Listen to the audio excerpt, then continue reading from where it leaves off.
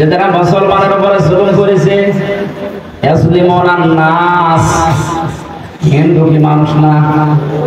কথা বলে না কেন? খ্রিস্টান মানুষ না?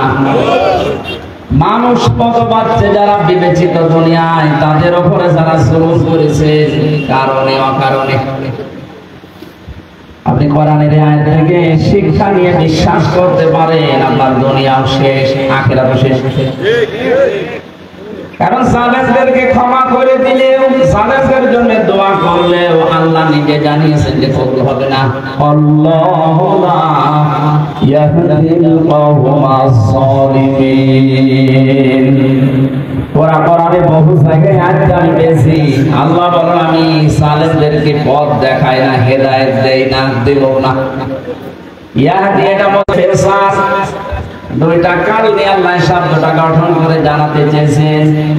যেদিন কোরআন নাযিল হয়েছে ওই দিন থেকে কিয়ামত পর্যন্ত কোন জালেমকে আল্লাহ পথ দেখান না, হেদায়েত দেন না, দেবেন না। এই জন্য জালেমদের দুনিয়াও শেষ, আখিরাত তো শেষই। কারণ ওই ময়দানে আরো কঠিন হবে। আল্লাহ নিজে মামলার বাদী, উনি নিজে কেস করবে।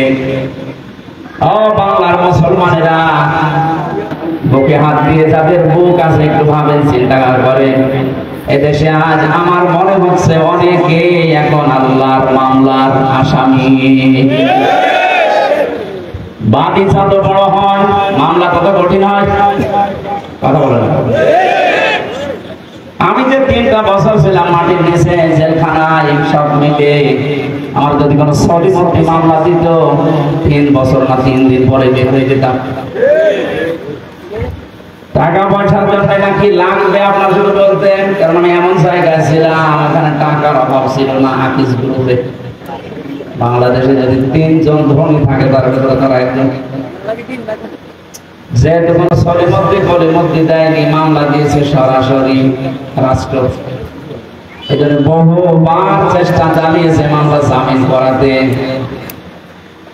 হাইকোর্টের বিচারপতি পর্যন্ত বলেছে আমার হাত বাঁধা, কিছু করার নেই।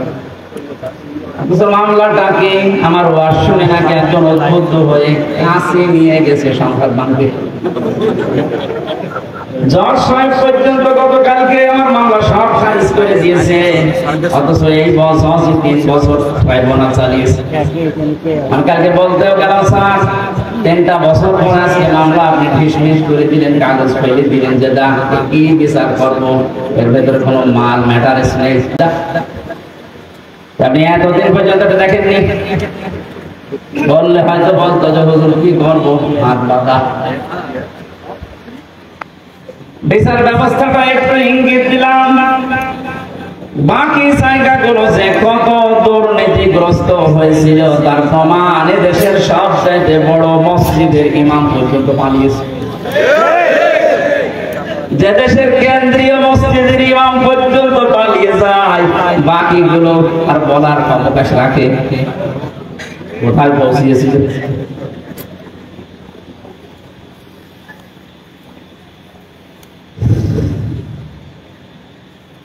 আমার মামলার বাদী যেহেতু প্রধানমন্ত্রী নিজে আলেমদের মামলার বাদী হয়েছিল, এই কারণে আমাদের জামিন নেই। অপরাধ যাই করেন না কেন জামিন হবে না। অথচ এই মামলায় যদি রায়ও দিয়ে দিত সর্বোচ্চ 3 মাস আমি থাকতাম। 3 বছর কেটে গেছে, তারপরও নাকি স্বাদ মেটছে না। আমি এখনই ছেড়ে দেবো, কি আইন দেখেন। আদালতের দোষ চলে, আদালত দেখছে না আমরা করবো।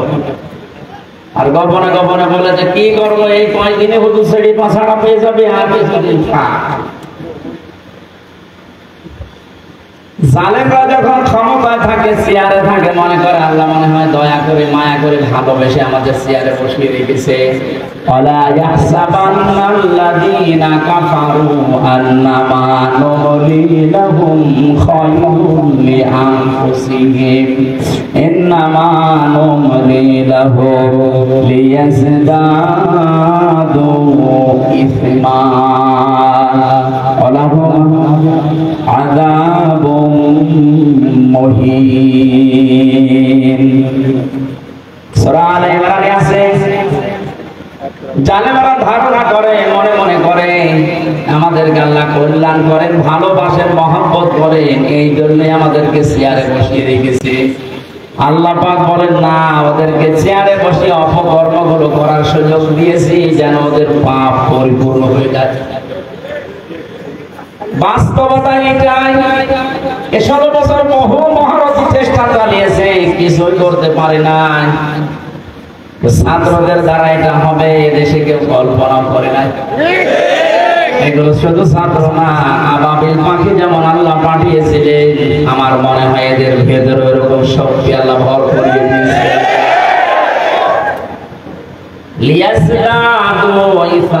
কোরআন শরীফ 100% সত্য। জালেমদের পাপ যখন পরিপূর্ণ হয়ে যায় তখন আল্লাহ পাক তার উপরে অ্যাকশন নেয়।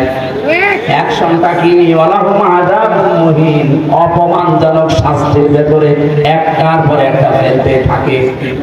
আপনি তাকান একটার দিকে, একটা দেখবেন দেখেন একেবারে খাপের দিয়ে যাচ্ছে।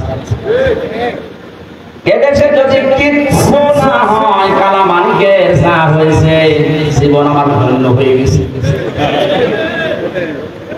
এত অপমান একজন বিচারপতি হতে পারে, অথচ ওই লোকটার রায়ের কারণে কোরআনের পাখি সাইদি সাহেবের যাবজ্জীবন হয়েছিল। ওর মন ভরে না, লিখেছিল না আমি ফাঁসি দিতে পারলাম না, আমি দুঃখে। মহান আল্লাহ পাক প্রতিশোধ নিয়ে এমন জায়গায় তার পৌঁছিয়েছে, আমার মনে হয় বাংলাদেশে এত নিচে কাউকে আল্লাহ নামায়নি। ওর বিসি পর্যন্ত থেকে যারা ডাবিং করে বলছেন, হ্যাঁ তবে আমার বিসিতে মারবে।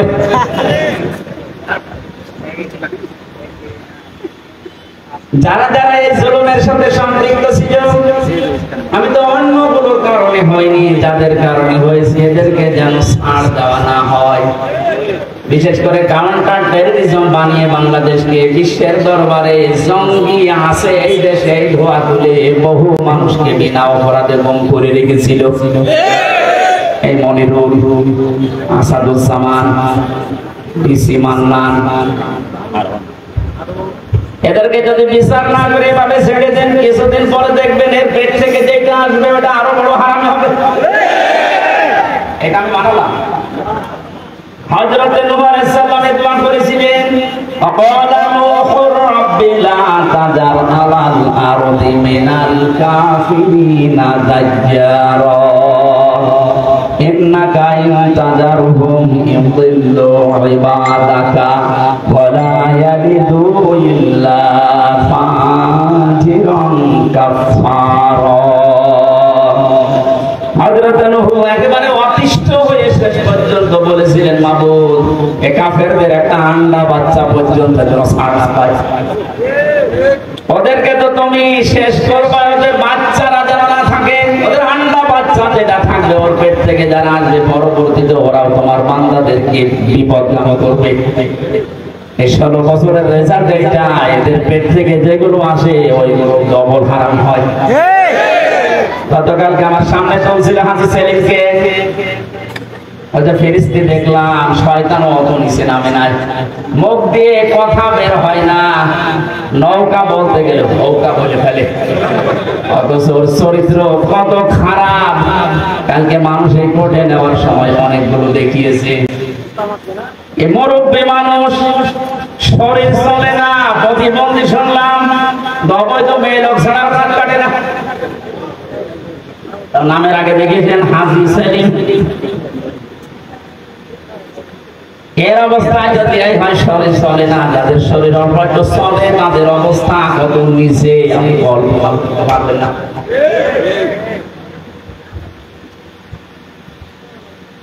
আমি যেটা বোঝানোর জন্য পর্যন্ত এসেছি, জালেমদের কোন ছাড় আল্লাহ যখন দেয়নি, আমি অত গর্ব দেখানোর দরকার নেই। কারণ জালেমদের দুনিয়াও শেষ, আখিরাতও শেষ। আপনার কি মনে হয় আল্লাহ যার নিজের মামলার বাদী, সে কার কাছে মুক্তি পাবে বলেন? আল্লাহ নিজে রায় দেবেন, নিজে বিচারপতি, নিজেই বাদী। ওরা মাপ পাওয়ার, ক্ষমা পাওয়ার, ছাড় পাওয়ার কোন সম্ভাবনা আছে? জালেম যারা ছিলেন, তাদের দর্শক যারা দুনিয়া শেষ করে ফেলেছেন, আখিরাত তো শেষ।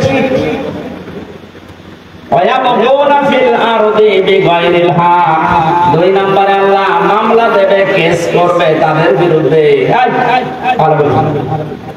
আল্লাহ নিজে মামলা দেবে, কেস করবে, অভিযোগ দায়ের করবেন 2 নম্বরে তাদের বিরুদ্ধে যারা পৃথিবী শান্ত হয়ে যাওয়ার পরে আবার বিশৃঙ্খলা তৈরি করার জন্য বিদ্রোহ করে। এই 5 তারিখের পর থেকে 3 তারিখ পর্যন্ত যেটা 7-8 বার হয়ে গেল, সংখ্যালঘু নাম দিয়ে হিন্দুদের দিয়ে চালিয়েছিল, কিন্তু হালে পানি দেয়নি। এক কথা বলে না। এরপরে আনসারদের দিয়ে, তাও মানেনি। এদেশের জনগণ এবং ছাত্ররা সজাগ ছিল, এজন্য সব বলে দিয়েছে যে আমাদেরকে যেগুলো করাচ্ছে আপনি করতে গেলে দেশটা তো বেশ শান্ত হয়ে যাচ্ছে। এদেশকে উপরে তোলার জন্য কিছু করার দরকার নেই, শুধু এই দরবেশের মতো যারা টাকা পাচার করেছে এই টাকাগুলো নিয়ে আসেন, এমনি দেশ দাঁড়িয়ে যাবে। 36,000 কোটি টাকায় দরবেশের, অথচ 50-এ মাত্র 32,000 কোটি টাকা লেগেছে। ও টাকাগুলো আসলে ওরকম সে আরেকটা বানানো যাবে।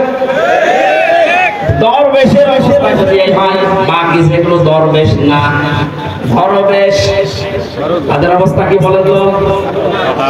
আমি কয়েকদিন আগে বাইরে কয়েকটা রাষ্ট্র ঘুরে আসলাম, ওদের যে বেগম পাড়া দৃশ্য দেখলে চোখ কপালে কথা, কি করেছে কি তারা।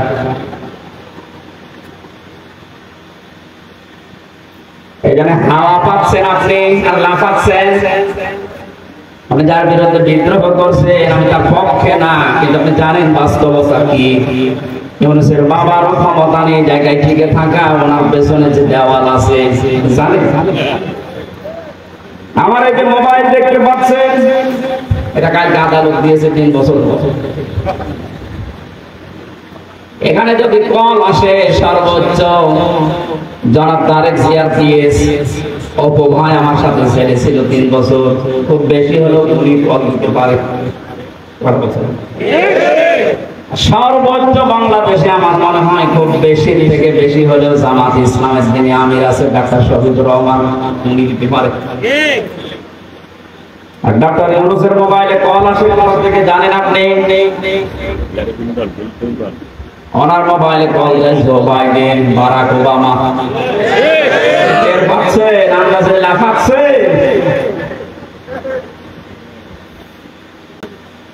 আমি শুধু ইঙ্গিত দিলাম, নিচে নামলাম না। আপনি আশা করি বুঝে ফেলেছেন বাস্তবতা কিন্তু এটাই। একটা হুঙ্কারে ভারত কিন্তু জড়সড় হয়ে গিয়েছিল। অনেকে বলেছিলেন ক্ষমতাটা পাওয়ার পরে যে 7 সিস্টার কিন্তু আস্ত রাখবো না, ওনার কথা ওটা ওনাকে দিয়ে বলা হয়েছে। ওরকম কথা আমি বললে কোনো গুরুত্ব দিত ভারত? কথা বলে কথাটা যার মুখ দিয়ে বেরিয়েছে তার মোবাইলে কল আসে কোন জায়গা থেকে আপনি টের পাচ্ছেন। মালয়েশিয়া ছিলাম কয়েকদিন আগে, ওখানে যে জাতীয় অনুষ্ঠান যেগুলো হয় সারা বিশ্ব থেকে যে 10 জন মানুষকে ওরা দাওয়াত দেয়, তার ভিতরে বাংলাদেশে একজন, শেখ হাসিনা। গোনাই ধরে না, ওখানে দাওয়াত পেয়েছে বাংলাদেশের ডক্টর ইউনূস, ভারত থেকে পেয়েছে শাহরুখ খান। এইরকম মানের সারা বিশ্বের ভেতরে 10 জন মানুষের তালিকা আমি পেয়েছি, তার ভেতরে ওনার নাম আছে। বিশৃঙ্খলা তৈরি করে বিদ্রোহ করে আন্দাজে চাঁদা করবেন, মনে হচ্ছে ছাড় পেয়ে যাবেন। কথা বলে তো কাজ করে খুব বেশি, এই জন্য সাবধান করলাম। আমি জানি যেহেতু বিষয়টা এই জন্য আর ওটা তাই বাদ। আপনি এই যে শান্ত হয়ে যাওয়ার পরে বিশৃঙ্খলা করে কেন এতদিন এই আনসারটা কোথায় ছিল?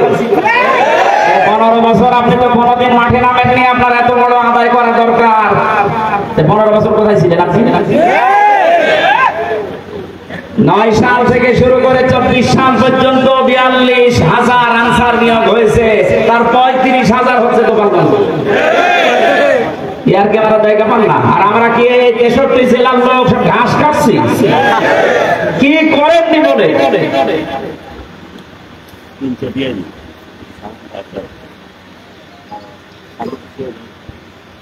আমি বললাম না আল্লাহ এমনিতে ধরেনি, পাপ যখন পরিপূর্ণ হয়ে গেছে আল্লাহ বলেন ইন্না বাতশা রাব্বিকা লাশাদীদ, আমার ধরা বড় শক্ত ধরা।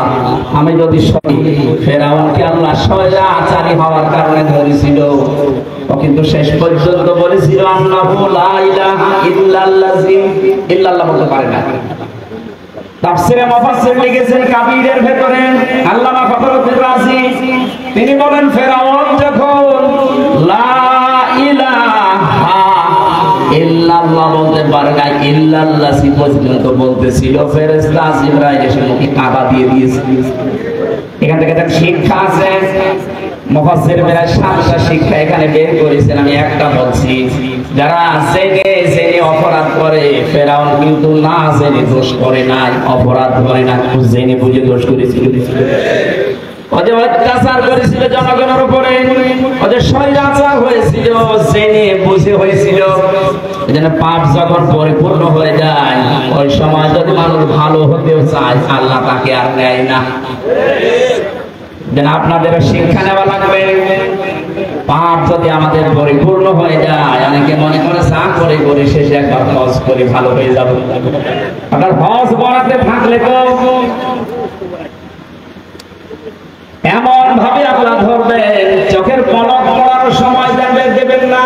ওয়ালা তাহসাবান্নাল্লাহা গাফিলান আম্মা ইয়ামালুস সালিমুন, ইন্নামা ইউআখিরুহুম লিয়াউমিন তাশখাসু ফীহিল আবসার।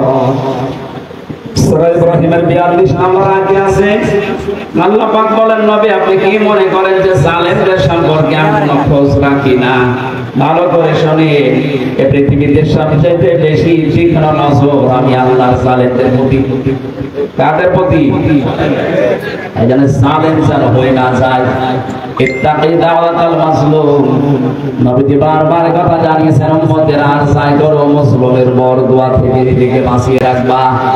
ফাইন্নাহা লাইসা বাইনাহু ওয়া বাইনাল্লাহি হিজাব, কারণ মুসলিমের বরদোয়া আর আল্লাহর ভেতরে কোনো হিসাব পর্দা থাকে না, সরাসরি কবুল হয়ে যায়।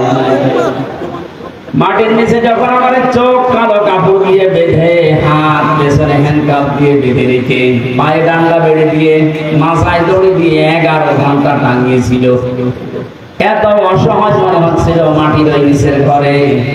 যেহেতু আসি নিচে মাসলুম অবস্থায় অসহায়, মন থেকে বলেছিলাম আল্লাহ যা করছে আমি বিশ্বাস করি, নবীর কথা 100 ভাগ সত্য, তোমার কথা 100 ভাগ সত্য, তুমি দয়া করে আমাকে কিছু দেখিও।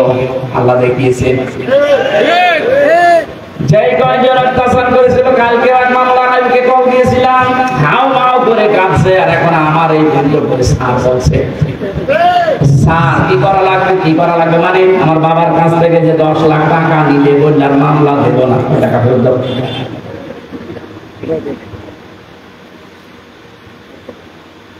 পাপ এমন পর্যায়ে পৌঁছেছে, আমার নিজেরটাই বললাম, বাকি ওই যে ছোট হুজুর যেটা রফিকুল মাদানী আমার সাথে ছিল 2 মাস, আমার বলছে হুজুর আমি তো ছোট মানুষ, আমার সাথে যা করেছে বলার মতো না। রাত 12:30টার সময় আমার নিয়ে গেছে হাতের ছিলে, 2 পাশের রাস্তা ব্লক করে দিয়ে পুরা উলঙ্গ করে, এক টুকরা কাপড় আমার শরীরে রাখে নাই, একটা সিগারেট আমার হাতে ধরিয়ে দিয়ে একটা উলঙ্গ অর্ধ উলঙ্গ মেয়ে লোক কোথা থেকে যেন নিয়ে আসলো, পাশে দাঁড় করিয়ে দিয়ে ছবি তুলছে, বলছে এটা কালকে ছেড়ে দেবো, মানুষ জানবে যে পিসকে হুজুর কেমন। বলছে হামজা ভাই আমি যেহেতু ছোট মানুষ, ওদের তুলনায় মেয়েটা আমার পাশে দাঁড়িয়েছে, ওর মাথা পর্যন্ত আমি না, এত লম্বা মেয়ে মানুষ। যতগুলো এসআই ছবি তুলছিল কষ্ট হাসিতে সব ফেটে পড়ছে। একজনকে ভাই বললাম যে আমি তো অসহায়, আমি যা করছে এগুলোকে হারুন স্যার জানে, যে হারুন আঙ্কেল অত জানে না মানে পরিণত করাচ্ছে। বাসে বাসে বিমান এসেছে, সুন্দর সুন্দর টপিং করতো, এত সুন্দর কথা বলতো ফেরেশতার মতো, উনি আমার এই অপমান করার জন্য এত দূর নেমেছে। অসহায় হয়ে চোখের পানি ফেলে বললাম মাবুদ তুমি সত্য আমি জানি, যা করছে তুমি দেখতে পাচ্ছ, অন্তত দুনিয়ায় তুমি আমার চোখে দেখেও যে হারুনের কিছু হয়েছে। আল্লাহ দেখায়নি, আল্লাহ তো দেখিয়েছে 3 ইঞ্চি পর্যন্ত, এখন 3 ইঞ্চি সব মুখে কোথায় নামিয়েছে আল্লাহ তাকে। তারপরে তো আমার লুকিয়ে আছে, বাইরে যদি জনগণ পায় পিটিয়ে ফেলবে। যে কয়টারে পাঁচছে, কেউ ডিম মারছে, কেউ পানি মারছে, কেউ কীট মারছে।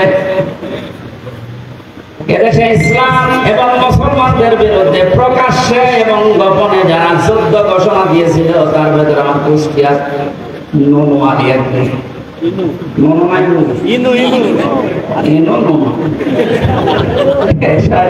এত রাগ মানুষের, আদালতে তোলার সময় একজন দিয়েছে 1 লাখ।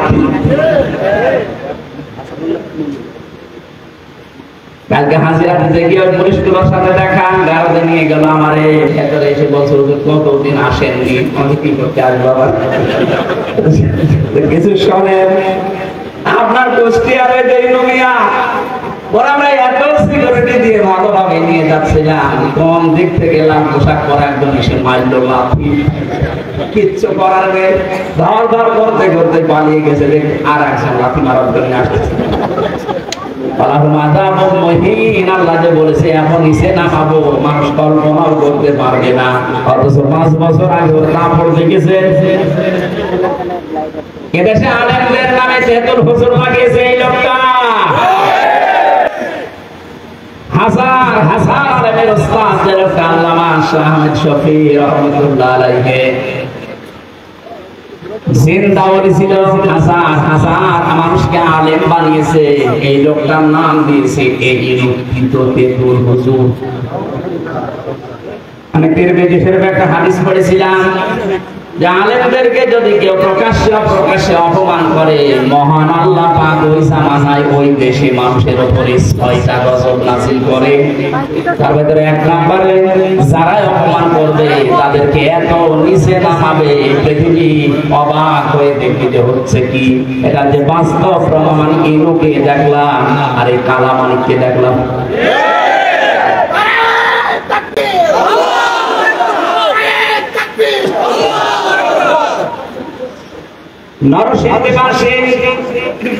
এবার আমি তাফসীরুল কোরআন মাহফিলে তাফসীর আকারে কথা বলার চেষ্টা চালাচ্ছি, ভালোভাবে শোনেন।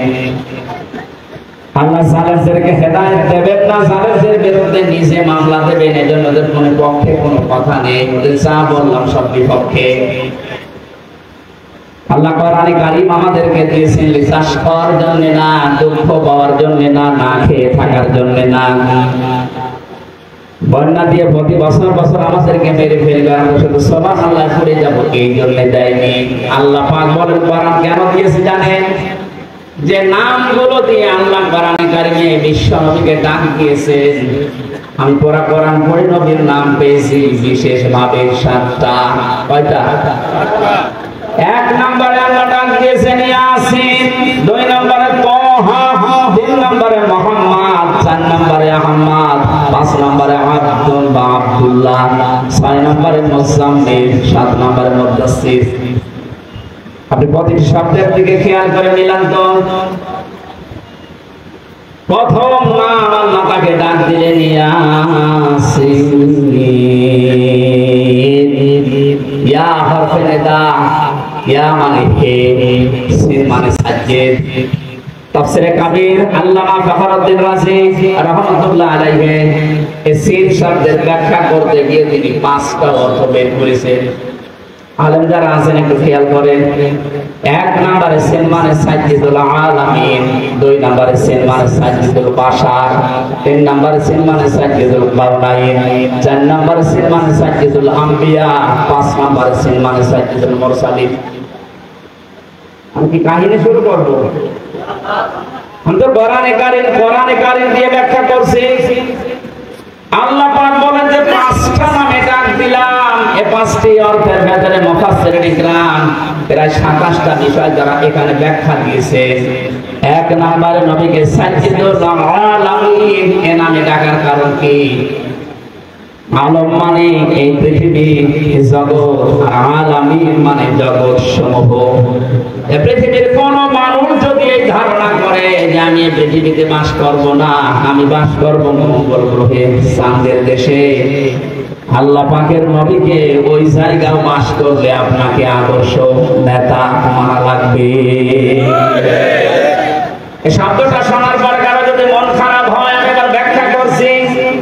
এতানাজ্জালুল আমরু বাইনাহুন নাস, সূরা তালাকের ভেতরে আছে প্রত্যেকটি জগতে আল্লাহর বিধিবিধান নাযিল হচ্ছে। যেখানে যেরকম সৃষ্টি আছে ওই সৃষ্টির জন্য আল্লাহর বিধান ওই রকম। এই পৃথিবীতে যেহেতু আমরা মানুষ, আমাদের জন্য জীবন চালাতে যা লাগে আল্লাহ এইরকম বিধিবিধান দিয়েছেন এই কোরআনে। কথা বুঝতেছেন?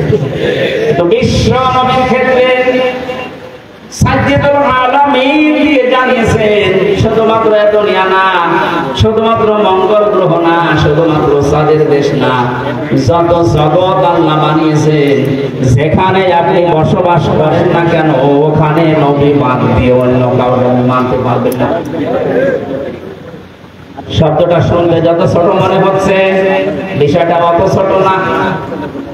আজ কথাটা উল্টে ডাইভার্ট করার জন্য মানুষ বলে হুজুর এটা রাজনীতি। কিসের রাজনীতি? এই বিষয়টা যদি কারো ক্লিয়ার না থাকে, কোন দিকে তাকিয়েছে, এটা যদি কারো ক্লিয়ার না হয় সে মরণের পরে ধরা খাবে। আল-আদাবুল মুফরাদের 6 নম্বর হাদিসের ভেতরে 3 নম্বর পয়েন্ট আছে। এটা পৃথিবীতে যে মানুষগুলোর আদর্শ নেতা মুহাম্মদ রাসূলুল্লাহ ছিল না, ওই লোকটা বিনা হিসাবে বিনা বিচারে জাহান্নামে যাবে। এটা তো আমি বানালাম নাকি?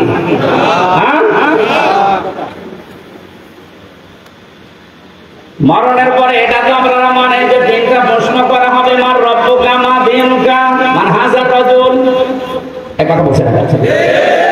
যে লোকটা বলবে রব্বি আল্লাহ, আমার রব আল্লাহ, দীনুল ইসলাম, আমার জীবন ব্যবস্থা ইসলাম, যখন এই নবীকে সামনে নিয়ে বলা হবে মান হাজার রাজুল, তখন কি বলবেন? আপনি যদি বলতে পারেন হাজা নাবিয়ুনা মুহাম্মাদুর রাসূলুল্লাহ, এটা বলতে হলে অবশ্যই তার আদর্শ গুণে আপনাকে মানায় লাগবে।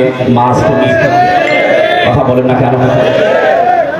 আমি সহ এখানে যারা বসে আছে ছোট বড় অধিকাংশ মানুষ আমরা জানি ইয়াসিন এই সূরা পড়লে 10 খতম কোরআন শরীফ পড়া সওয়াব হয়। তা জানেন? মাস্ট বি সওয়াব হবে। এদের ভিতরে 83টা শিক্ষা আছে। এগুলো যদি আপনার প্র্যাকটিক্যাল লাইফে থাকে তখন সওয়াব হবে। আপনি মন মতো পড়ে গেলেন, একটাও ভেতরে নেই, উল্টা গুনাহ পাবেন। কারণ যে ব্যক্তি এলেম অনুযায়ী আমল করে না ওই লোকটা শিরক করে। এই কথা বলছে। যে লোকটা তার এলেম অনুযায়ী জ্ঞান অনুযায়ী কাজ করে না সে কি করে? শিরক। বলেন বলেন। আর শিরক করলে তার জন্য জান্নাত হারাম। আপনি একটা কথা যদি ভুল প্রমাণ করতে পারেন, আমি কথা বলবো না, কথা যদি বিশ্বাস হয় তাহলে মেনে নেওয়া লাগবে। আজকে থেকে সিদ্ধান্ত নিয়ে বাড়ি যান, যতদিন বেঁচে আছি মুহাম্মদ রাসূলুল্লাহ বাদ দিয়ে অন্য কাউকে আমি আদর্শ মানি না, মানব না। একমত আছেন কারা দেখি? লিল্লাহ। আল্লাহর হাত ধরে কিন্তু ধরা খাবে। এটা কিন্তু বাস্তবে নিয়ে যাওয়া লাগবে। নবী বাদ দিয়ে আমি কাউকে নেতা মানি না। এবার হাত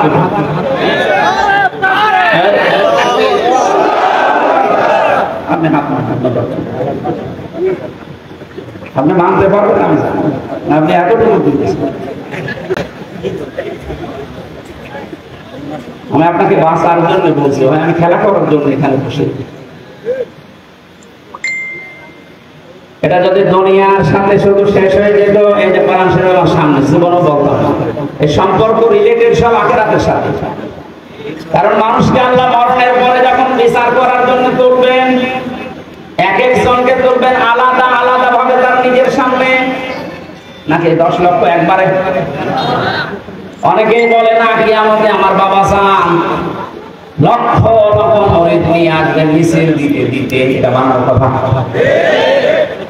কোরআনে কারীম জানিয়েছে সূরা মরিয়ম 16 নম্বর পারা 10 নম্বর পৃষ্ঠা 12 নম্বর লাইনের শেষ নম্বর রুকুর 95 নম্বর আয়াত।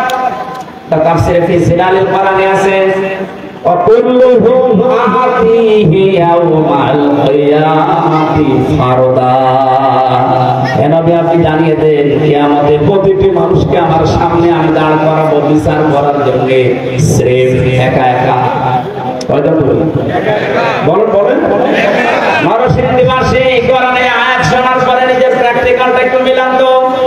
আমি সহ যারা এখানে বসে আছি, কিয়ামতে কিন্তু প্রতিটি মানুষকে আল্লাহ তার নিজের সামনে দাঁড় করাবেন, কেউ থাকবে না, স্রেফ একা একা। মাঝে মাঝে একা থাকুন থাকি বা ভাবি আল্লাহ তুমি যদি বলো হামসা 2024 সালের আগস্ট মাসের 31 তারিখ পর্যন্ত তোর মাফ করে দিলাম, শুধুমাত্র 3 দিনের হিসাব দিয়ে তুই জান্নাতে চলে যা। তোমার তো বাস্তবতা, আমার তোমার 3 দিনের হিসাব দেওয়া আমার দ্বারা সম্ভব না। আপনারা পারবেন না?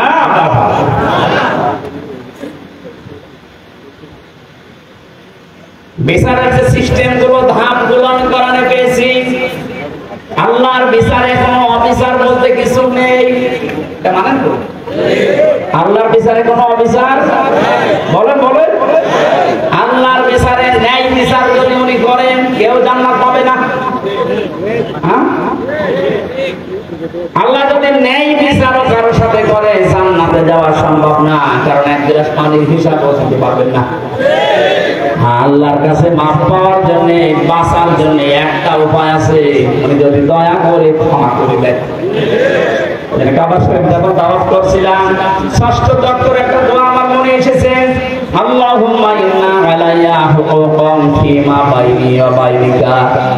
আল্লাহর কাছে বলা হচ্ছে, রব্বুল আলামিন কাবা আমার সামনে, আমি তোমার গোলাম, তুমি আমার মালিক। আমি গোলাম হিসাবে তুমি আমাকে বহু কিছু দিয়েছো, নেই থেকে তুমি আমারে হামজা বানিয়েছো, কিন্তু তুমি আমার মালিক হিসাবে আমি গোলামের কাছে, আমি দাসের কাছে তো তুমি অনেক কিছু পাবে, আমি তো কিছুই দিতে পারলাম না। একটা রাস্তা আমার খোলা আছে, আল্লাহ তুমি কাবার সামনে নিয়ে বলছি, দয়া করে আমারে মাফ করে দাও।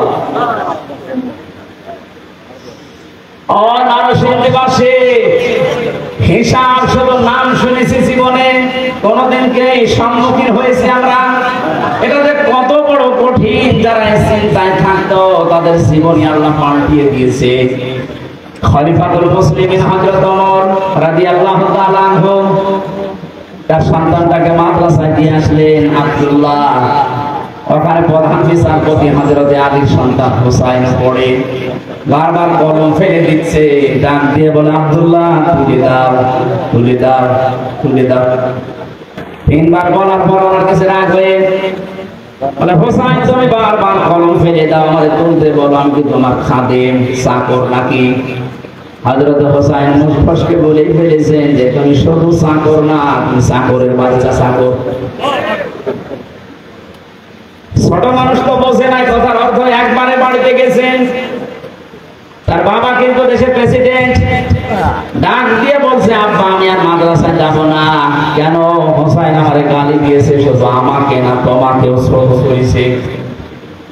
চাকরের বাচ্চা চাকর বলেছে, এতগুলো মানুষের সামনে তুমি বিচার করো না, মাদ্রাসায় পড়া আমি যাব না। ঠিক আছে, এখন না, জমার দিন বিচার করবো। জমার দিন যখন হাজারো মানুষ সামনে বক্তব্য দেওয়ার সময় তিনি বললেন, সাহাবীরা আমি একটা বিচার করব, হোসাইন এখানে আসো, হ্যাঁ সামনে আসো। ডাক দিয়ে বললেন, তুমি আমার সন্তানটাকে চাকরের বাচ্চা চাকর বলে গালি দিয়েছো, খাদেমের বাচ্চা বলে। হযরত হোসাইন বললেন, হ্যাঁ। কেন বললে? হযরত হোসেন বলে, খলিফা বুকে হাত দিয়ে বলেন তো, আপনি কি আমার নানার খাদেম ছিলেন না?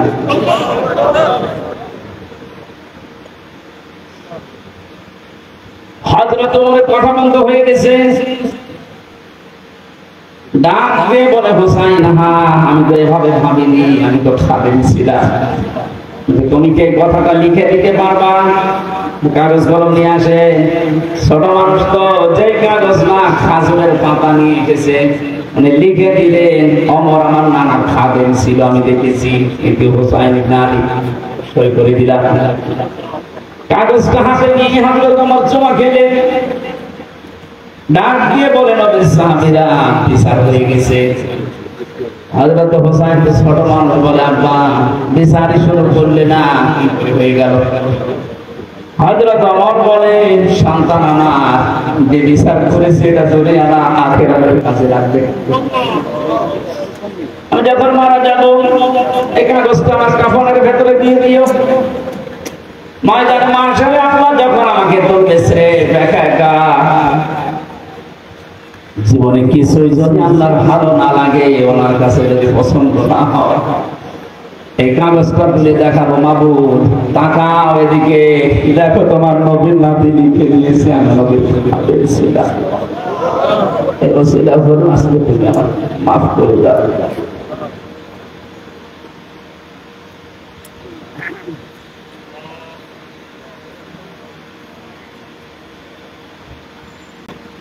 শুধু শুনেছি যে আমাদের বাস্তবতা এখন অনুধাবন করেননি। এটা তো কত বড় কঠিন বিষয়।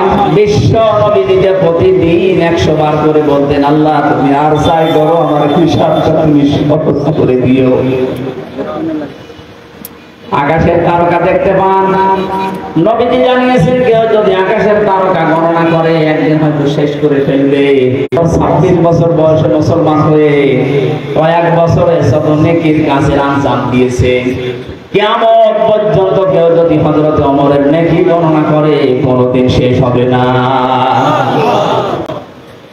এ দুনিয়াতে জান্নাতের গ্যারান্টি পেয়েছে জীবিত অবস্থায় 10 জন, তার ভেতরে হযরত ওমর 2 নম্বরে। জান্নাতের দরজাগুলো তাকে ডাকতে থাকবে। এত বড় জায়গায় তিনি আছেন, এত বড় পাওয়ারফুল মানুষ, অথচ কিয়ামতে আল্লাহর সামনে দাঁড়াবে কি নিয়ে, এই নিয়ে চিন্তায় আছে। আমরা কোথায় আছি? বাগানে গাড়িটা আছে, এদিকে তাকান, ভ্যান যাচ্ছে। দাদা ভ্যান দেখেননি? মাহফিলের পরে আমি 10 মিনিট সময় দেবো, ভ্যান দেখে বাড়ি যাবো। কি বলবো? আমি একটা গুরুত্বপূর্ণ বিষয় আপনাকে আমি আহ্বান জানাচ্ছি, আপনি ওইদিকে ভ্যান দেখতে তাকিয়ে আছে। আমার তো মনে হয় রাস্তা দিয়ে যদি এখন পরিমণি হেঁটে যায় যে সব করতে দেখতে। কোরআন জানাচ্ছে সূরা মারিস, ওয়ালা ইয়াসআলু হামিমুন হামিমান ইউবাসসিরুনহুম ইয়াওয়াদ্দুল মুজরিমু লাউ ইয়াফতাদি মিন আযাবি ইয়াউমিযিন বিবানি। আল্লাহ পাক বলেন কিয়ামতে যখন আমি কঠিন সালসালা অবস্থা পয়দা করব, দৃশ্য দেখে সন্তান লজ্জা স্থান লাগবে না, পেট ফেটে বের হয়ে পড়ে যাবে।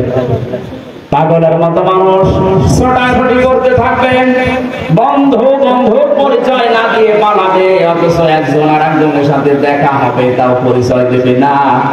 মানুষ নিজেকে বাঁচাতে এত ব্যতিব্যস্ত হয়ে পড়বে, শেষ পর্যন্ত নিজের আদরের সন্তানকে মুক্তিপণ হিসাবে দিতে চাইবে।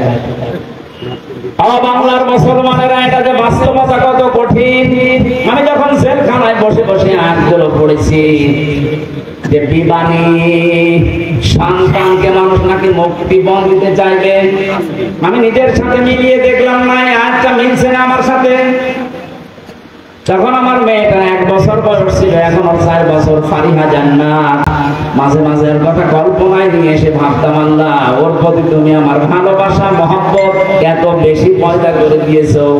আল্লাহ রাসূলের পরে পৃথিবীতে এখনো পর্যন্ত আমার এই ছোট মেয়েটা আমার কাছে আদরের। অথচ আল্লাহ বলছে কিয়ামতে ফারিহাকে, হামজা আমাকে বলবে আল্লাহ দিয়ে দিলাম, আমাকে বাঁচাও, এটা বলবে।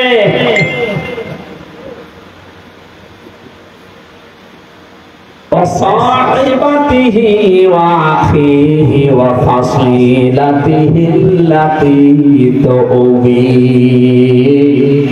আল্লাহ বলেন শুধু তোর সন্তান না, তোর স্ত্রীকে, তোর ভাইকে, তোর জ্ঞাতি গোষ্ঠী, তোর দলের লোক, তোর বংশের লোক, যারা তোকে আশ্রয় দিত সামাজিক ভাবে, রাজনৈতিক ভাবে, তাদেরকেও বলবি আল্লাহ দিয়ে দিলাম, তুমি আমার কিছু বলবা না। অবান ফেরার হয়ে জানিয়া এমনকি দুনিয়ায় যত সম্পদের মালিক ছিল সব দিতে রাজি হয়ে যাবে। একটা আমি কালকে কোর্টে বুঝেছিলাম যে অমান ফিল আরদি জামিয়া, কালকে হাদিসের হাউ হাউ করে কাজ ছিল কত সম্পদের মালিক আপনারা বেঁধে ধরবে না। আদেশ হাউ হাউ করে কাল আসামের ওই কাঠগোড়ায় দাঁড়িয়ে কি কান্না, ওর মনে কথা তো বলতে পারে না। আমার মনে হচ্ছে যদি কথা বলতে পারতো সঠিক ভাবে বলতো বিচারপতি যা লাগে আমার সম্পদের সব নিয়ে যান, আমার এই অপমান থেকে বাঁচান। আল্লাহ ওইটা ধরেছেন অমান ফিল আরদি জামিয়া, দুনিয়ার যত স্থাবর অস্থাবর সম্পদের মালিক ছিল বলবে আল্লাহ সব দিয়ে দিলাম, এরপর আমাকে বাঁচান। আল্লাহ সাত জবাব দিচ্ছেন আয়াতের পরে, কাল্লা ইন্নাহা লাযা, কখনোই না, একটাও নেওয়া হবে না। তোরে আমি লাজাই দেব। কোথায় লাজাই দেব? তোরে লাজা কি? জাহান্নামের যে সাতটা দরজার নাম আছে, হোতামা, হাবিয়া, সাকার, সামির, জাহিম, জাহান্নাম আর লাজা, একটা দরজার নাম। এই ভুলটা নিরসন করা দরকার, অনেকে জানেন না। জাহান্নাম কয়টা বলেন তো? একটা। জান্নাত একটা, কিন্তু এদের স্তর আলাদা। জাহান্নামের স্তর দরজা সাতটা, আর জান্নাতের স্তর আমি কোরআনে পেয়েছি 100টার উপরে। প্রশ্ন আসতে পারছে ওয়ান থেকে পড়ছি যে জান্নাত 8টা জাহান্নাম 7টা, না, কোরআনে কারীম জানিয়েছে লাহা সাবাতু আবওয়াব লিকুল্লি বাবিন মিনহুম জুজুম মাকসুম। সূরা হিজরের 44 নম্বর আয়াত, 14 নম্বর পারা 3 নম্বর পৃষ্ঠা 7 নম্বর লাইনে আছে। আল্লাহ পাক বলেন জাহান্নামের দরজা 7টা। জাহান্নামের দরজা কয়টা? বলেন বলেন। লিকুল্লি বাবিন মিনহুম জুজুম মাকসুম। পৃথিবীতে যে যে ধরনের অপরাধ করেছে তাকে আল্লাহ ওই দরজা দিয়ে প্রবেশ করাবে।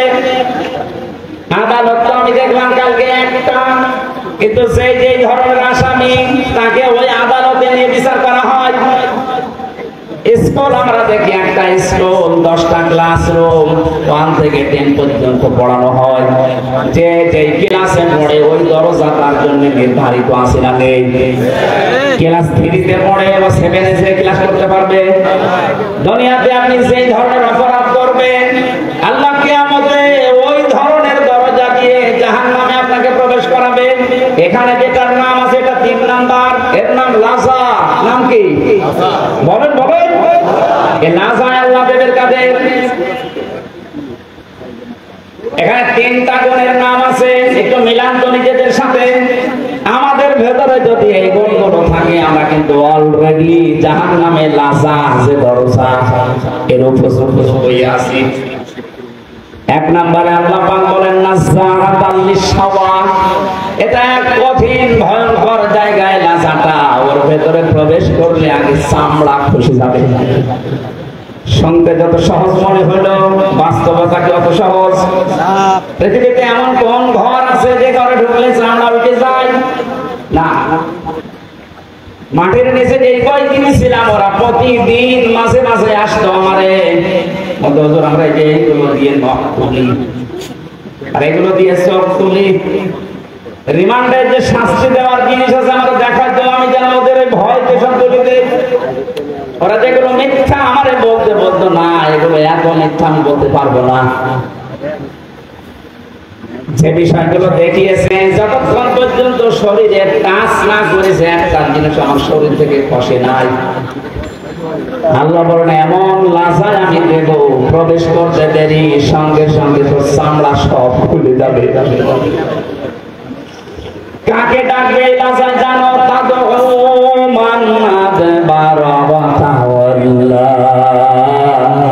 যে মানুষগুলো এই পৃথিবীর ময়দানে সত্যের দিকে আহ্বান করার পরও অ্যাবাউট টান করে পেছন ফিরে মুখ ফিরিয়ে চলে গেছে। এ বাংলাদেশে এই চরিত্রের মানুষ বেশি। চোখে আঙ্গুল দিয়ে দেখানো হয় এটা সত্য পথ, এটা ন্যায়ের পথ, জানার পরে অনেকে অ্যাবাউট টান করে অহংকার করে মুখ ফিরিয়ে চলে যাচ্ছে, এটা যে কত বড় অপরাধ। কোরআনে কারিমের সূরা আরাফ 14 নম্বর পারার 14 নম্বর পৃষ্ঠা 7 নম্বর লাইনে 40 নম্বর আয়াত আল্লাহ নাযিল করেছেন এই জন্য, ইন্নাল্লাযীনা কাযযাবু বিআয়াতিনা ওয়াস্তাকবারু আনহা লা তুফাত্তাহু লাহুম আবওয়াবুস সামা ওয়া লা ইয়াদখুলুনাল জান্নাহ। নরসিংদীবাসী একটু খেয়াল করেন, নিশ্চয় যারা আল্লাহর আয়াতকে মিথ্যা প্রতিপন্ন করে, মিথ্যা মনে করেন। আপনারা বলতে পারেন আল্লাহর আয়াত তো মিথ্যা মনে করি না, মিথ্যা প্রতিপন্ন করি না, শোনার পর আপনি ঘাড় ঘুরিয়ে চলে যান কোন কারণে? এইটাই তো মিথ্যা প্রতিপন্ন করা।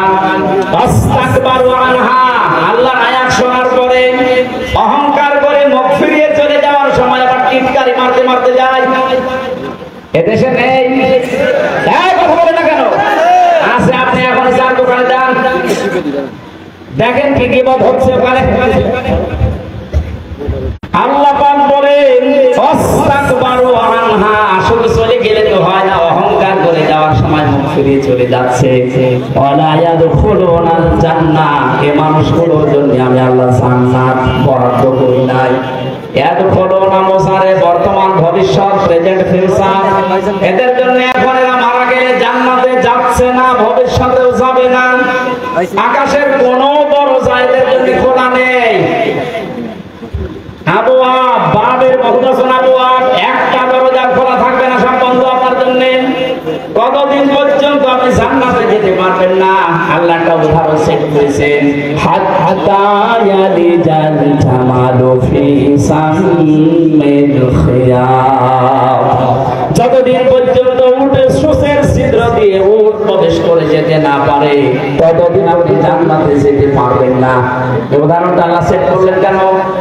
কারণ বাস্তবে আমরা যেটা দিয়ে পৌঁছি ভালো করে দেয়, আমরা এটা বুঝলাম কোনদিন সুসের ওই ছিদ্র দিয়ে উট প্রবেশ করা সম্ভব। আরো জোরে বলেন। আল্লাহর কোরআন শোনার পরে যারা অহংকার করে মুখ ফিরিয়ে চলে যাচ্ছে, জান্নাতে যাওয়া আপনার জন্য এইরকম অসম্ভব। ওয়াকাযালিকা নাজিজিল মুজরিমিন, আল্লাহ পাক বলেন জালেম মুজরিম যারা, পাপিষ্ঠ যারা, এদেরকে এভাবে শাস্তি দিতে থাকলো।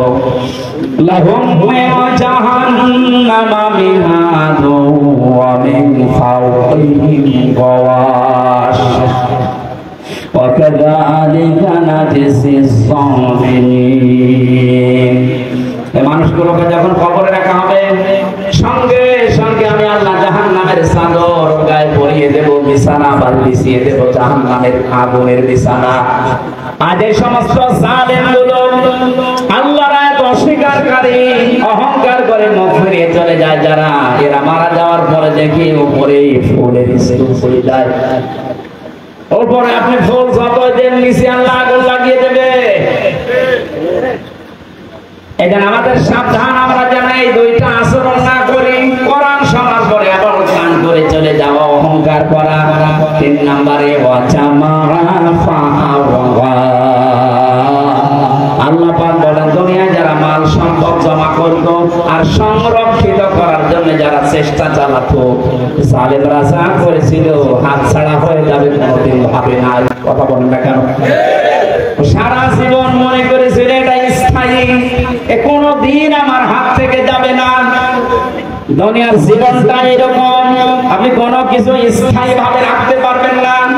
আর পৃথিবীর নিয়মটা আল্লাহ এমন ভাবে বানিয়েছেন, কোন জিনিস যদি এক জায়গায় রাখে দেখবেন নষ্ট হয়ে যাচ্ছে। লোহা যদি এক জায়গায় রাখেন, ব্যবহার না করেন, ঠিক থাকবে না জং ধরবে? এই কথা বলে না কেন? আপনি পৃথিবীর সব জিনিস মেলাবেন, পানি যদি আপনি এক জায়গায় বেঁধে রাখেন, ঠিক থাকবে না নষ্ট হয়ে যাবে? পচন ধরবে, দুর্গন্ধ তৈরি হবে, পোকামাকড় তৈরি হবে। আর ছেড়ে দেবেন, যত ছাড়বেন তত সুন্দর স্বচ্ছ নির্মল পানি আসতে থাকবে। এলেন যদি কেউ এক জায়গায় রাখে, ওইটা নষ্ট হয়ে যায়, জানাইলে মানুষ ভুলে যায়। যত প্রচার করবেন, যত ওর উপরে কাজ করবেন, তত টাকা পয়সা যদি কেউ এক জায়গায় রাখে ওইটা নষ্ট হয়, শত্রু পয়দা হয়। যত ছাড়বে ওই জায়গা লাভরূপ করার জন্য উপর থেকে পাঠাতেই থাকবে, এইটাই নিয়ম। ক্ষমতাও তো আল্লাহ ওইভাবে দিয়েছিলেন, আর আপনি ওইটাকে পেয়ে ইহসাবু আন্না মালাহু আখলাদা মনে করেছিলেন ক্ষমতা আমার চিরস্থায়ী, আর কোনোদিন ছাড়া লাগবে না। পৃথিবীর কোনো কিছুই তো এক জায়গায় থাকে না, রাখলেও নষ্ট হয়ে যায়।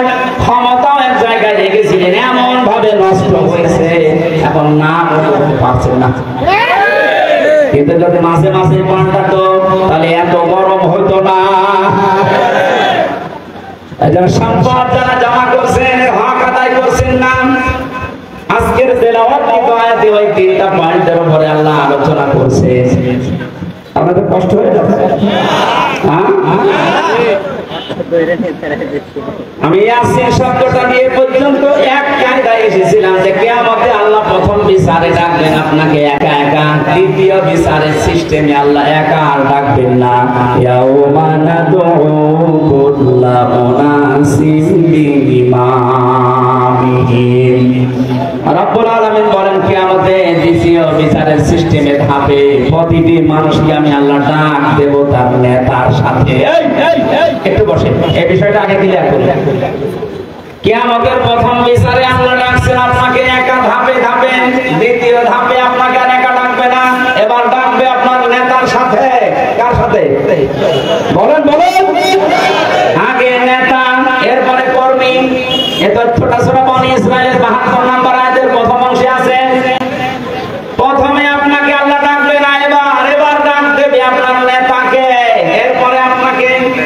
অবিবেকবান মানুষেরা নিজের কাছে প্রশ্ন করেন তো, আপনি যার আদর্শ মেনে চলেন, যাকে নেতা বলে মানেন, ওকে যদি আল্লাহ কিয়ামতে আগে ডাকে এরপরে আপনাকে, আপনার কি মনে হয় যে আল্লাহ ওর চরিত্র ওইটা দেখে আপনাকে মাফ করে দেবে? এখনই বলছেন না, তারা খাবে।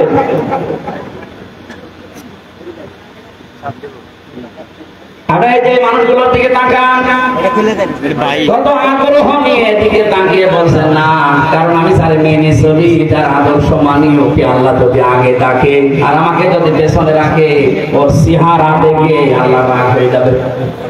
কথা বলে না কেন? ওর চেহারা দেখে যদি আল্লাহর রাগ হয়ে যাবে, পেছনে আর তাকাবে না, ওরে সেখানে দেবে, আপনারাও দেবে ওখানে। এই জন্যই বলছে আদর্শ ঠিক করা লাগবে এক্ষুনি। বাড়ি যেয়ে ঠিক করবেন না, এক্ষুনি সিদ্ধান্ত নিয়ে যান। ইয়াসিন বলে আল্লাহ যাকে ডাক দিলেন, তাকে ছাড়া দুনিয়া আমি আর কাউকে আদর্শ মানি না।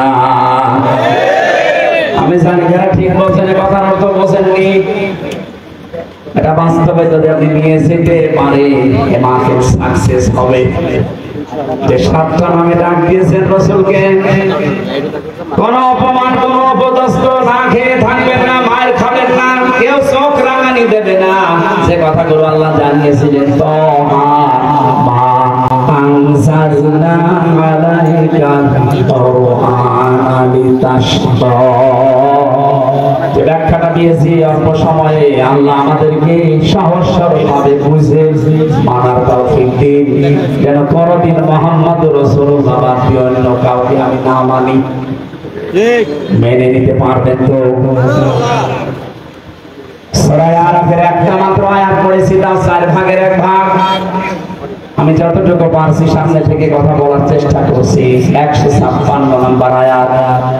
হযরত মুসা আলাইহিস সালামের জামানায় তিনি আল্লাহর কাছে দেখা করতে গিয়েছিলেন, তার এলাকার 40 জন নকিব নিয়ে, প্রতিনিধি নিয়ে। ওখানে ঘুরে আসার পর বিশাল ঘটনা তাফসীরে আছে, আমি শিক্ষার জন্য 3টা বিষয় বেছে নিয়েছি।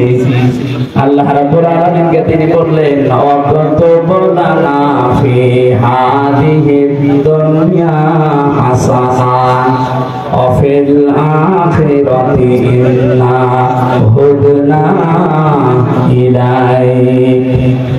হে আল্লাহ, তুমি আমাদের জন্য দুনিয়ার হাসানা লিখে দাও, আখিরাতের হাসানা লিখে দাও। হাসানা না হাসিনা? হাসানা। হাসিনা মানে সুন্দরী, আর হাসানা মানে কল্যাণ। একজন দেখবেন দোয়া করছে রব্বানা আতিনা ফিদ দুনিয়া হাসিনা, হাসিনা না হাসানা, হে আল্লাহ তুমি আমাদেরকে দুনিয়ার হাসানা লিখে দাও। কেন আল্লাহ অক্তব দিলেন, কাতাবা একতব মানে কেন দিলেন? কাতাবা ছাড়া তো অনেক শব্দ আছে, ফারজন আছে, ফারজন না দিয়ে কাতাবা দিলেন।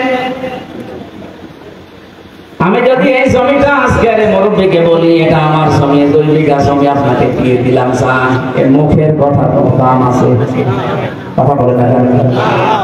এটা যদি 6 সাক্ষর করে দলিল বানিয়ে একেবারে লিপিবদ্ধ করে বললাম যে ওটা দাম নেই।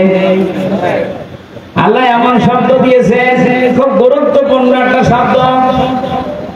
হযরত মুসা বলেছিলেন মাবুদ তুমি লিখে দাও অক্তবলানা আমাদের জন্য ফি হাদিহিদ দুনিয়া হাসানা, দুনিয়ার হাসানা। এখন দুনিয়ার হাসানা কি? আমি একটা দুইটা না প্রায় 42টার উপরে তাফসীরের সাথে মিলিয়েছি যে দুনিয়ার হাসানা কারে বলে। পড়া কোরআন শরীফ এবং হাদিস আমি যতটুকু পড়েছি দুনিয়ার হাসানা হিসাবে পেয়েছি আমি 10টা বিষয়। কয়টা? এই 10টা বিষয় যদি আপনি দুনিয়ায় পান তাহলে দোয়া করলে মনে করবেন কবুল হয়েছে। এখানে অনেক মানুষ আমরা আছি 5 ওয়াক্ত নামাজের পরে দেখি হাত তুলে মোনাজাত করে, এমনকি কাবা শরীফের রুকনি আমিনি থেকে হাজরে আসওয়াদ এই জায়গাটা যখনই পার হয় লক্ষ লক্ষ হাজিরা এই দোয়াটা পড়ে রব্বানা আতিনা ফিদ দুনিয়া হাসানা, পড়ে না? 16 সালে আমি বুঝি নাই, 18 সালে বুঝি নাই, এই যে 24 সালে জেলখানা থেকে বের হওয়ার পরে গিয়েছিলাম এবার আমি বুঝেছি যে সেখানে কি আছে। এত মানুষ কেন এই দোয়া করছে আল্লাহ দুনিয়ায় হাসানা, কল্যাণ, স্বস্তি, শান্তি, নিরাপত্তা।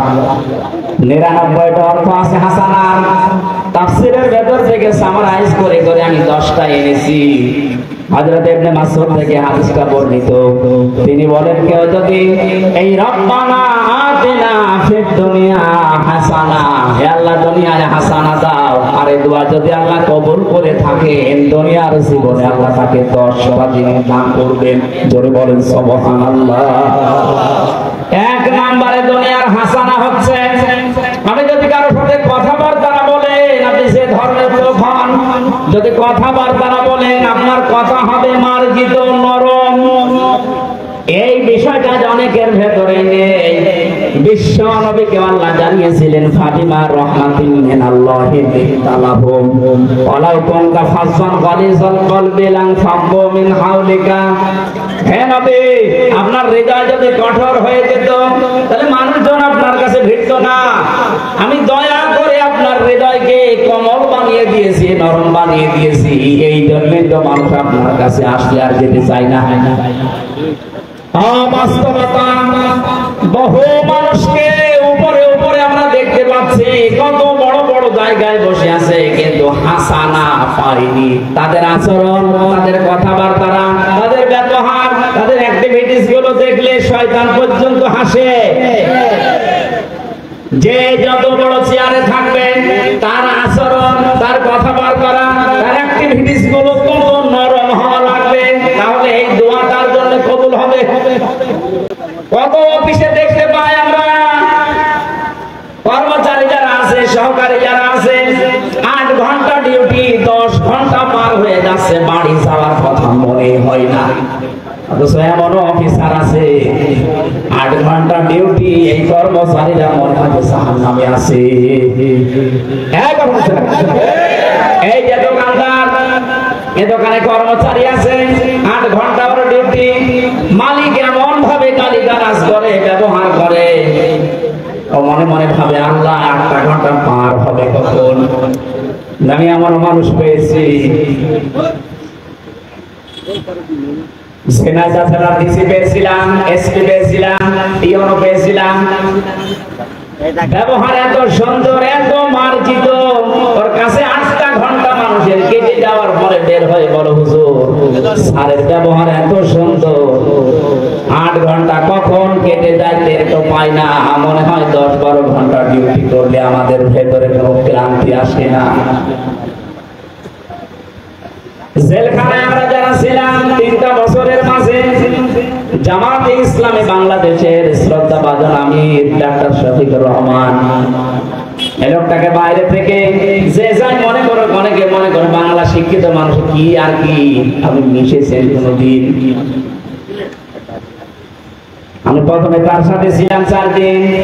মানুষ এত নরম হতে পারে, অথচ আমার মতো হামজা না, সারা দেশের জামাত ইসলামের মতো এত বড় সংগঠনের আমির, তার যে ব্যবহার, তার কমল সে এত হৃদয়, এত নরম। আমি হাত তুলে বসে আছি, আমার কোনো কান্নার ভাব নেই, অথচ লোকটা হাত তুলতে দেরি হতো, চোখে পানি আসতে দেরি হতো না।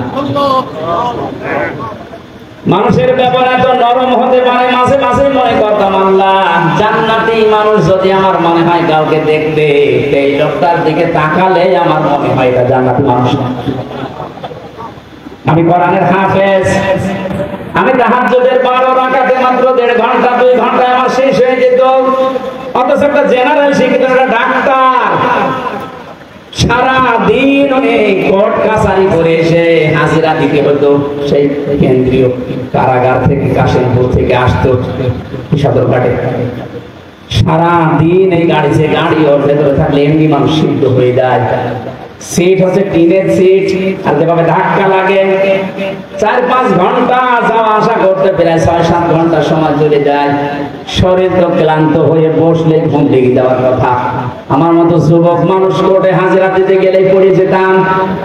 আর এইরকম ধরনের 70 বছর, প্রায় ওনার বয়স 65 থেকে 70 বছর, এই মুরব্বী মানুষটা এত কষ্ট স্বীকার করে, সেটা আমার তো 2টা মামলা, আর ওনার মামলাটা বলে নিজেও জানে না।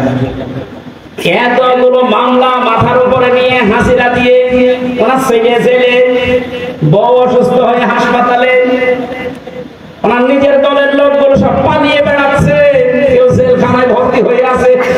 এরকম কঠিন পরিস্থিতিতে কোনো আলোর সন্ধান নেই।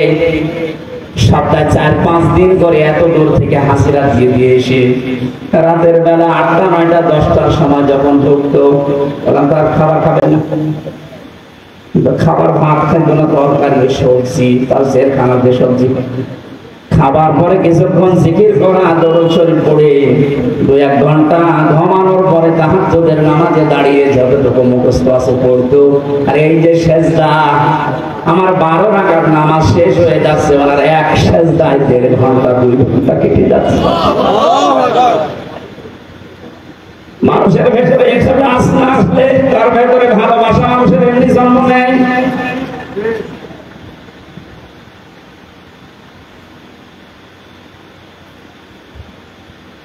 হাসানা দুনিয়ায় আপনি পাননি, আপনার ব্যবহারে মানুষ আপনার থেকে আরো দূরে চলে যায়। কোরআনে কারীম জানাচ্ছে ওয়াকুলু লিন-নাসি হুসনা, হে নবী মানুষের সাথে যখন কথা বলবে হাসি মুখে কথা বলবে, তাহলে একটা সাদকা দেওয়া সওয়াব হবে। আল্লাহকে এখানে জানিয়েছে যে মুসলমানদের সাথে যখন কথা বলবেন হাসি মুখে বলবেন। লিন-নাসি লিল-মুসলিমিনা দাইনি, আমরা যারা দুনিয়ার হাসানা কামনা করি, খালি দোয়া করি আল্লাহ দুনিয়ায় হাসানা দাও, দুনিয়ায় হাসানা দাও, 1 নাম্বারটা তো এখনো পর্যন্ত পেলাম না। আমার ব্যবহারটা নম্র হওয়া লাগবে, আমার ব্যবহারটা নরম হওয়া লাগবে, তাহলে দুনিয়ার হাসানা আমরা পাবো। 2 নম্বরে একটা করে সব বলতে গেলে আয়াত শেষ হবে না, আবার 12টা বেজে যাচ্ছে। খুব তাড়াতাড়ি সামারাইজ করে বলছি, কেউ যদি মনে করে যে দুনিয়ার হাসানা পেয়েছি, তাহলে সে যেন তার স্ত্রী, উত্তম স্ত্রী তার ঘরে আনতে পারে। উত্তম স্ত্রী কোনটা? সব সময় সিরিয়াল দেখে, স্বামীর মুখে মুখে তর্ক করে, কোন জিনিস কম পড়লে শুধু মর্দমা যায়। ফেরাউনের স্ত্রী হযরত আসিয়ার জীবনে পড়েছি, পৃথিবীতে যত কঠিন স্বামী আছে তার মতো এরকম ভয়ঙ্কর স্বামী কারো কপালে চলে নিজে উঠবেও না, এত বড় ভয়ঙ্কর ছিল লোকটা। নিজের স্ত্রীর হাতের ভেতরে ট্র্যাক লাগিয়েছে, পায়ের ভেতরে শলা কাটিয়েছে, মাথার উপরে গরম তেল ঢেলে দিয়েছে, মানুষজনকে দিয়ে কাপড় চোপড় সব খুলে উলঙ্গ করেছে। পৃথিবীর কোন স্বামী তার স্ত্রীর সাথে আচরণ করেছে আমি শুনি নাই, পড়িও নাই। অথচ মহিলার সাথে যখন এগুলো করা হচ্ছিল, জিবরাইল এসে জান্নাত সামনে ধরেছে। উনি তো বলতে পারতো ঠিক আছে আমি জান্নাতি চাই, বলেননি। আল্লাহকে ডাক দিয়ে বলেছিলেন রব্বি নাজ্জিনি, হে আল্লাহ তুমি আমাকে বাঁচাও আমার এই স্বামী এবং স্বামী যাদেরকে দিয়ে আমার উপরে অত্যাচার করাচ্ছে তাদের কবল থেকে তুমি আমাকে বাঁচাও, কিন্তু তুমি রাগ করে আমার স্বামীর উপরে গজব দিও না। আমার নরসিংহের মা বোনেরা, কত বড় ভয়ঙ্কর অবস্থায় আছে আপনি একটু নিজেকে দাঁড় করানোর জায়গায়। এত বড় কঠিন অবস্থায় থাকার পরেও শুধু নিজেকে বাঁচানোর আহ্বান জানিয়েছিলেন, মাবুদ তুমি আমাকে বাঁচাও কিন্তু আমার স্বামীর উপরে তুমি গজব দিও না। আর আপনি একটা সাবান কম হলে বদুয়া দেন। মানুষ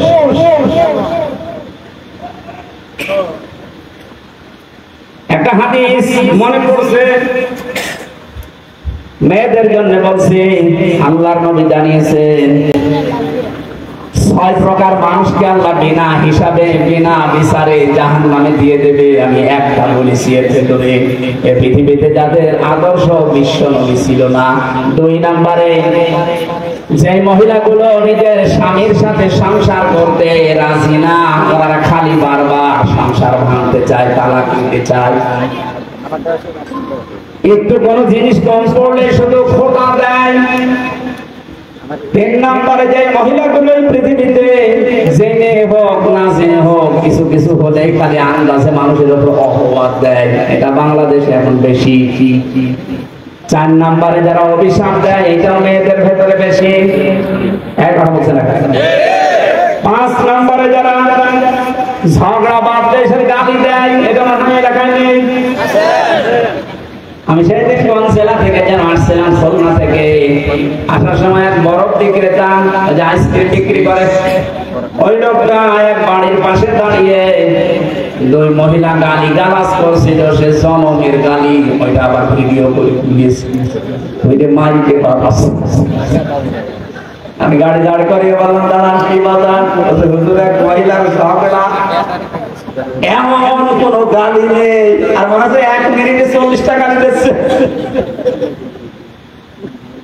মেয়েরা যারা এসেছেন যত রাগ হোক গালি নিয়ে আসবেন না মুখে, কারণ মুনাফিক যারা তাদের কথা বললে মিথ্যা বলে, ওয়াদা করলে খেলাফ করে, আমানত রাখলে খেয়ে ফেলে, আর ঝগড়া বলে গালি দেয়।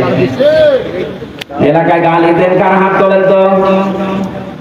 এই মনে হয় এলাকায় করা ঠিক না, কারণ এই এলাকায় গালি নেই। এরপরে যাদের হৃদয় কঠিন হয়ে যায়, ওই যে নরম হৃদয়ের মালিক তো হাসানা পায়, আর যাদের হৃদয় আবু সেহেলের মতো কঠিন হয়ে যায়। আমার মাঝে মাঝে এই পয়েন্টটা নিয়ে মনে হয় আল্লাহ যারা আয়না ঘর বানিয়েছে দুনিয়ায়, তাদের হৃদয় তুমি কি দিয়ে বানিয়েছো? একটা লোককে আপনি 1-2 ঘন্টা 5 ঘন্টা 1 দিন 2 দিন রেখেও তো ছেড়ে দিতে পারতেন। 8 বছর 10 বছর রেখে দিয়েছে, দুনিয়ার মানুষ জানেও না বেশি আসা বেড়ে গেছে। তাও যদি ওখানে জামাই আদরে রাখতো তত হতো। আমার সাথে যে আলেম ছিল মুফতি ইসলাম, ও ভাই আমারে বলছিল যে আমারে র্যাবে মাটির নিচে নিয়ে এই পায়ের ভেতর দিয়ে হাত দিয়ে ওই যে বড় বড় শিখ আছে, ওই শিখ ধরিয়ে তার লাগিয়ে দিয়েছে। শোয়া কি জিনিস আমি কোনদিন বুঝি নাই। মাঝে মাঝে ভাবতাম আল্লাহ আমাকে যত শাস্তি দেয় দিক, যদি একটু শুইতে দিত। বাস্তবতা কোথায় গিয়ে ঠিকেছে দেখেন। এমনিতে যদি বসিয়ে রাখো কবরের মতো জায়গায়, তাই তো পাগল হয়ে যাওয়ার কথা। এরপরে খাবারের যে সিস্টেম, যে খাবারে দিত মনে তো কেউ খেয়ে মনে দিচ্ছে মাকান খাবার। একটা বাটির ভেতরে 4-5 রকমের তরকারি দিয়ে ডাল দিয়ে খাওয়া যায়। আর এইভাবে বা পায়ের ভেতর দিয়ে হাত দিয়ে যদি আপনি এখানে দরজার সাথে যে গ্লাভ আছে এইটা ধরে যদি আপনাকে হ্যান্ডকাপ লাগিয়ে বলে বসে থাকেন, টয়লেটে যাবেন সর্বোচ্চ 1.5 মিনিট সময় পাবেন। এভাবে যদি আমি 5 দিন 7 দিন 10 দিন কষ্ট দিয়েও বলতে যা সংশোধন হয়ে যাবে ছেড়ে দিলাম, একটা মানুষকে আপনি 8 বছর 10 বছর রাখলেন, আপনার মনের ভেতরে কোনো কিছু আসে না, আপনি আর মানুষ নেই, আপনি জানোয়ারের চাইতেও খারাপ হয়ে গেছেন। আল্লাহ যদি সব বিষয় আপনাকে মাফ করে দেয়, আয়না ঘরের কারণে আপনার বিচার হবে। যারা এর সাথে জড়িত প্রত্যেকের বিচার এই মুহূর্তে এক্ষুনি করা দরকার। আর কিয়ামত পর্যন্ত আয়না ঘর মানে বাংলাদেশে যেন কোনো কিছু না হয়। কথা বলবে কেন? এদের শাস্তি যদি ত্বরান্বিত করা না হয়, পরবর্তীতে কোন জালেম যদি আবার দেশে আসে, ওরা কিন্তু আবার এরকম কিছু করবে। দোয়া করেন বারবার, আল্লাহ তুমি আমাকে হাসানা দাও। হাসানা আপনি কি দেখছেন? আপনার হৃদয়টা এখনো পাথরের চাইতে শক্ত। স্ত্রী হিসাবে যাকে নিয়ে এসেছেন, 4টা জিনিস দেখার জন্য নবীজি বলেছিলেন যে বংশ দেখবা, চেহারা দেখবা, সম্পদ দেখবা, আর দিনদারি দেখবা। উপরের দিনটা যদি নাও পাওয়া যায়, যদি দেখো যে দিনদার পরিবারের মেয়ে নিয়ে আসবা, সংসারে শান্তি পাবা। এখন কারো বাবা মা গার্জিয়ানরা এটা চাই না, যারা বিয়ে করি আমরা তারাও চাই না। এই জন্য দুনিয়ার হাসানাও নেই। কোরআনে কারীম দোয়া শিখিয়েছে, মোনাজাত কর আমার কাছে, রব্বানা হাব লানা মিন আজওয়াজিনা ওয়া যুররিয়াতিনা কুররাতা আ'য়ুনিন ওয়াজ'আলনা লিল মুত্তাকিনা ইমামা। আল্লাহর কাছে মোনাজাতে বলা হচ্ছে, মাবুদ তুমি আমাদেরকে এই দুনিয়ায় বউ দাও, এমন বউ দাও, এমন সন্তান দাও যাদের দেখলে আমার অন্তর ছড়িয়ে যায়। জোরে বলেন আমিন। আখিরাতের হাসানাত গুলো বলে ব্যাখ্যা করলে সময় লাগছে। ওয়াক্তুব লানা ফি হাদিহি দুনিয়া হাসানা ওয়া ফিল আখিরাহ, আল্লাহ আখিরাতে হাসানা দাও। আখিরাতের হাসানা 5টা। কয়টা? 5টা। আখিরাতের 1 নাম্বার হাসানা হচ্ছে মরণ যেন ভালো হয়। ভালো মরণ ওইটা যেটা গলায় দড়ি দিয়ে হয়, যেটা বেশ খেয়ে হয়। কি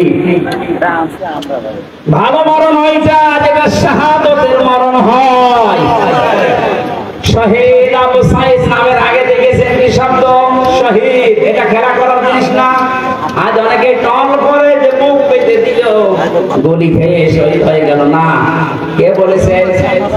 দেওয়াল চাপা পড়ে মরলে যদি শহীদ হয়, পানি দিয়ে ডুবে মরলে যদি শহীদ হয়, সাপে কেটে মরলে যদি শহীদ হয়, জালেমের সামনে জুলুমের সামনে বুক পেতে জীবন দিয়ে গেল, শহীদ হবে না। শহীদ আবু সাইদ 100% বিশ্বাস করবেন আপনিও শহীদ, কারণ জালেমের জুলুমের সামনে জীবনটা দিয়ে গেছি। এই কারণে আপনি এখনো পর্যন্ত এই পারমিশন ছাড়া কথা বলতে পারছেন।